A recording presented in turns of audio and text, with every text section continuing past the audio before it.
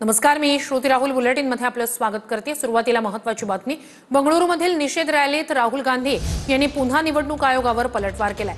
निवडणूक आयोग माझ्याकडून ॲफिडेव्हिट मागतोय, पण मी संसदेत संविधानाची शपथ घेतली आहे अशी आठवण राहुल गांधी यांनी करून दिली।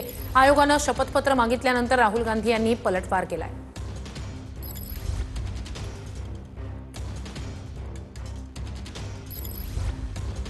मुझसे इलेक्शन कमीशन एफिडेविट मांगता है, मुझसे कहता है कि मुझे ओथ लेना है। मैंने पार्लियामेंट के सामने, पार्लियामेंट के अंदर ओथ लिया है, इस संविधान के सामने ओथ लिया है, इस पर हाथ डाल के वोट लिया है, इस पे हाथ डालकर ओथ लिया है।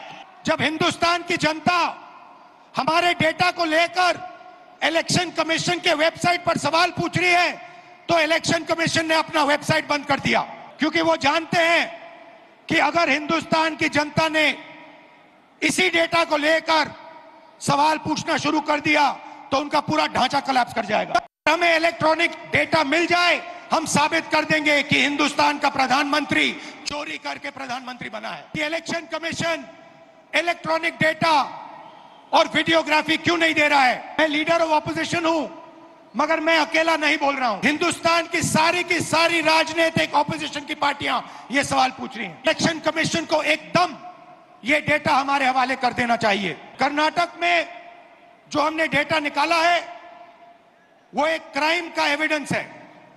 6 महीने लगे हमें उस डेटा को निकालने के लिए।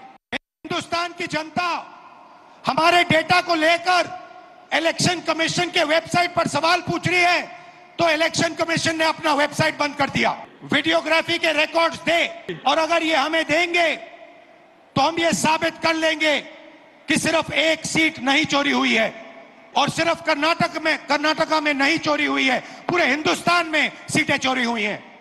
मैं आज राहुल जी को भी कहना चाहता हूं, बंद करिए ये वोट बैंक की राजनीति। मतदाता शुद्धिकरण पहली बार नहीं हो रहा है। आपके परनाना जवाहरलाल नेहरू ने शुरू किया था और अंत में 2003 में हुआ, तब भी कोई विरोध नहीं था। अब आप चुनाव पे चुनाव हारते जाते हो, इसलिए पहले से ही बिहार चुनाव हारने का एक वजह लोगों को बता रहे हैं।